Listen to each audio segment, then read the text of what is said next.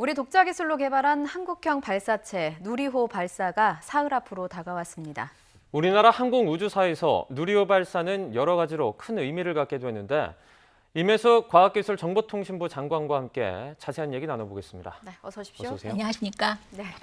자, 앞서 영상에도 나왔습니다만은 2013년이죠. 나로호가 우리나라의 첫 번째 우주 발사체였습니다. 그 나로호와 이번 누리호는 어떤 점이 다른 겁니까? 네, 나로호는 아까 영상에 나왔던 것처럼 예. 두 번의 실패를 거쳐서 2013년에 드디어 성공을 했습니다. 네. 나로호는 당시에 러시아와의 기술 협력에 의해서 만들어진 발사체였고요. 이번 누리호는 순수 우리 기술로 독자적인 개발을 이루어냈다라는 게 가장 중요한 차이점인 것 같습니다. 그리고 또 크기나 성능 면에서도 또한 큰 차이점이 있는데요. 예. 나로호는 크기가 아파트 10층 정도의 높이인 33.5m 정도였는데 반해서 누리호의 경우는 15층 높이인 47.2m에 달합니다. 예. 그리고 성능에 있어서도 나로호의 경우는 100kg급의 위성을 이제 쏘아 올려서 우주 공간에 한 100km 정도, 300km 정도에 올려놓는 게 목표였던 그러한 발사체였고요. 예. 이번 누리호의 경우에는 1.5톤급 실용 위성을 지구로부터 700km, 600에서 800km 떨어진 곳에다가 올려놓는 그러한 목표를 갖고 있습니다. 예. 그리고 중요한 성능 중에 하나가 엔진의 성능인데요. 예. 나로의 경우는 2개의 엔진을 활용을 했었습니다. 그런데 이 누리호의 경우는 3개의 엔진을 활용을 하고 특히 그 1단 엔진은 75톤급의 아주 거대한 엔진을 4개를 연결해서 클러스터형으로 활용을 하는 굉장히 강력한 그러한 발사체이다라고 말씀드릴 수 있을 것 같습니다. 네. 네. 이제 모두가 발사의 성공을 바라고 있을 텐데요. 이 성공 기준과 성공 가능성 좀 어떻게 전망하십니까?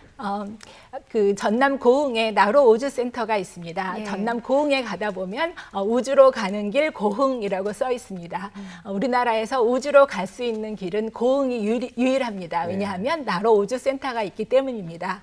발사체라는 것은 인공위성이나 우주선을 실어서 우주에 내보낼 수 있는 그러한 운송 수단입니다. 예. 그래서 인공위성을 발사체에 실어서 우주로 내보내게 되면 그 인공위성을 통하여 여러 가지 서비스를 받게 됩니다. 예를 들어서 우리가 사용하고 있는 내비에서 사용하고 있는 GPS, 그러니까 항법 시스템이라든가, 예. 그다음에 통신을 할 수 있는 통신위성이라든가, 그다음에 기후 예측을 할 수 있는 그러한 것들도 모두 위성에서 내려오는 정보를 사용해서 제공되는 서비스입니다. 그래서 만약에 발사체가 없다면 그러한 위성을 쏘아 올릴 수가 없기 때문에 발사체 기술을 갖는다라는 것은 굉장히 중요한 그러한 기술입니다. 네. 그렇군요.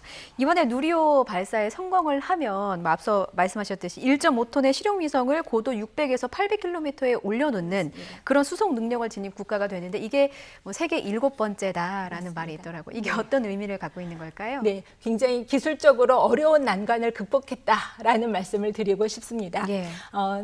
앞서 말씀드린 대로 우리나라가 독자적인 그런 발사체 발사 능력을 갖추게 됐다라는 말씀을 드렸는데요. 예. 우주 발사체 기술은 국가 간의 기술 이전이 되지 않는 전략 기술입니다. 그래서 누리호의 경우에도 2010년부터 약 11년에 걸쳐서 연구 개발을 지속해서 이제 오늘에 이르게 된 것이고요. 이 발사체 기술에서 어려운 점은 이제 먼저 온도를 한번 살펴보실 수가 있을 것 같은데요. 예. 이 액체 산소를 이제 연료의 어떤 그 점화를 위해서 사용을 하는데 영하 183도에 이르는 그러한 거고요. 그다음에 엔진 화염의 경우는 3,300도에 이릅니다. 그러니까 극저온과 초고온을 다 갖는 그러한 상황에서 이 37만 개의 부품이 조립되어 있습니다. 이 37만 개의 부품이 이러한 상황에서 제대로 설계가 되고 동작을 해야 된다라는 그러한 어려움이 있습니다. 네. 그리고 거기에 더해서 연구자들이 굉장히 여러 가지 어려움을 극복해냈는데요. 그 어려움 중에 몇 가지만 말씀을 드려보면 예. 엔진의 연소와 관련된 부분이 있습니다. 이제 연료와 산소가 만나서 원하는 시간 동안 안정적으로 연소가 되어야만 그 발사체를 원하는 궤도에 올려놓을 수가 있지 않겠습니까? 그런데 연소가 되다가 갑자기 중간에 꺼지거나 또 불이 붙지 않거나 그런 경우가 발생을 할 수 있기 때문에 이러한 그 원하는 시간만큼 연소가 되도록 하는 기술을 확보하는 게 굉장히 큰 어려움이었다라고 들었고요. 이를 위해서 우리 연구자들이 1단 엔진의 경우에는 118회에 달하는 그러한 연소 시험을 했다고 들었습니다. 그리고 두 번째는 그 추진제 탱크를 설계하는 게 굉장히 또 어려운 기술 중에 하나인데요. 추진제 탱크에는 이제 액체 산소가 들어가게 되는데 가볍고 견고해야 멀리 날아갈 수가 있습니다. 그런데 크기가 10m, 그다음 높이가 10m, 그다음에 직경이 3.5m에 달하는 거대한 탱크를 그 초저온과 초고압에서 견디도록 설계해야 되기 때문에 소재 기술이라든가 그다음에 용접 기술이라든가 굉장히 어려운 난관이 많이 있었다고 들었고요. 마지막으로는 아까 말씀드렸던 클러스터링 기술이 굉장히 어려운 기술인데요. 4개의 그 75톤급 엔진을 하나의 엔진처럼 동작이 되도록 클러스터링을 하고 그다음에 그 엔진들을 하나의 추진제 탱크에 연결하는 그러한 작업들이 굉장히 복잡하고 정교한 어려운 기술이라고 들었습니다. 네. 이번 누리호 첫 발사는 이제 지상 시험에 연속한 비행 시험이다 이런 표현을 쓴다고 들었는데요. 이게 무슨 뜻인지 그리고 성공 실패를 떠나서 우리가 이제 얻게 되는 그런 성과도 좀 알려주시죠. 네. 말씀드린 대로 성공이라는 개념을 어떻게 정의를 할까를 먼저 생각을 해보면은요. 누리호의 목적은 아까 말씀드린 600에서 800km 정도에 올라가서 인공위성을 내려놓는 그러한 역할입니다. 그러한 그 원하는 고도에 인공위성을 내려놨을 때 성공이다라고 말을 할 수는 있는데요. 지상에서의 모든 시험은 완벽하게 끝냈습니다. 그러나 지상에서 할 수 없는 실험들이 있습니다. 예를 들어서 단이 분리되는 실험이라든가 아까 영상에서도 나왔었지만 페어링이 분리되는 실험이라든가 이런 것들은 비행 중에만 할 수 있기 때문에 이번에 누리호 발사를 우리는 비행 시험이다라고 말하는 것입니다. 그러니까 비행 중에 모든 성능이 제대로 잘 동작을 하는지를 살펴보는 그런 거고요. 세계적으로도 첫 발사에서 성공한 케이스는 30% 정도밖에 되지 않는다고 합니다. 그래서 굉장히 어려운 것이고요. 우리 산업체 관계자뿐 아니라 연구원들이 굉장히 땀 흘려 오랜 기간 노력해 온 만큼 좋은 성과가 있을 것을 기대하고요. 그분들에게 지지와 격려를 부탁드립니다. 물론입니다. 그 앞서 장관님께서도 말씀하셨다시피 이제 우주 발사체 기술은 기술 이전이 안 되는 전략 기술이기 때문에 선진국에서도 보안에 각별히 좀 신경을 쓰고 있다 이런 말씀을 해주셨거든요. 우리가 독자 개발 과정을 할 때 뭐 여러 가지 어려움을 말씀을 해주셨습니다만은 가장 극복하기 힘들었던 혹은 극적으로 극복할 수 있었던 그런 난관이 있다면 어떤 게 있을까요? 네, 아까 말씀드렸던 그 엔진 기술, 그다음에 그 추진제 탱크 소재나 이런 그 부품 기술, 조립 기술, 그다음에 그 클러스터링 기술, 엔진을 4개를 연결하는 클러스터링 기술 등이 가장 어려운 점이 있었고요. 그다음에 세계적으로도 이 발사체 그 발사 능력을 갖춘 그 나라는 6군데밖에 되지 않습니다. 그래서 그런 어려움을 모두 극복하고 우리나라가 발사에 성공한다면 7번째 국가가 되는 것이지요. 그리고 개발에 또 우리 기업들이 상당히 주도적인 역할을 많이 했다고 제가 들었습니다. 네, 맞습니다. 그래서 스페이스X 같은 어떤 우주 기업의 탄생도 기대를 좀 해볼 수 있는 부분이고요. 정확히 우리 기업들이 좀 어떤 역할을 했는지 설명을 좀 해주시죠. 네, 300여 개의 산업체가 참여를 했습니다. 예를 들어서 한국항공우주산업인 경우 카이라고 불리는데요. 그 회사인 경우에는 전체적인 조립을 담당을 했었고요. 그다음에 하나에어로스페이스 같은 경우는 엔진 설계를 담당을 했고, 그다음에 그 발사대 구축을 위해서는 현대중공업이 일했다고 들었고요. 그리고 수많은 300여 개에 달하는 중소기업들이 그런 어떤 제조와 설계와 그다음에 조립 등 용접, 기계 그런 모든 분야에서 아주 활약을 했습니다. 그래서 그러한 기업들의 어떤 협력을 통해서 이루어진 아주 집합체다라고 말씀을 드릴 수 있을 것 같습니다.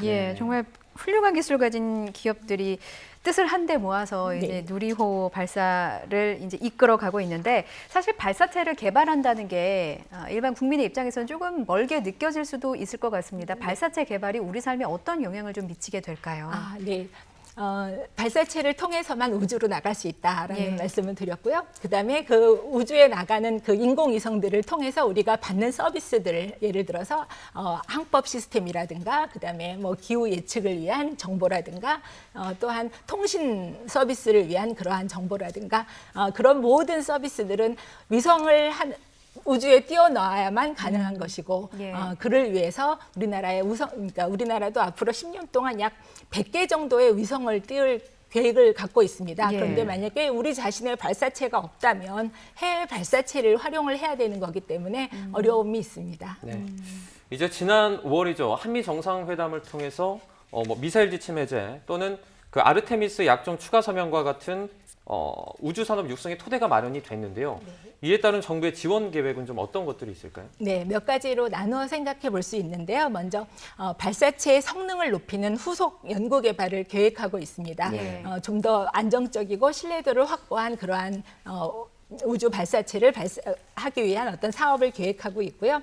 그리고 현재 우리가 사용하는 항법 시스템은 GPS로서 미국이 개발한 건데요. 우리 자신의 독자적인 어떤 그 항법 시스템을 갖고자 하고 있습니다. 그래서 한국형 위성 항법 시스템인 KPS 사업. 네, 그래서 KPS 사업 등을 통해서 우주 산업 능력을 우리 민간의 우주 산업 능력을 더 확대해 나갈 예정이고요. 그다음에 현재 사용하고 있는 5G 통신의 다음 세대인 6G 통신을 위해서도 위성이 필요합니다. 그래서 그러한 위성 개발 또한 발사체 개발들을 통해서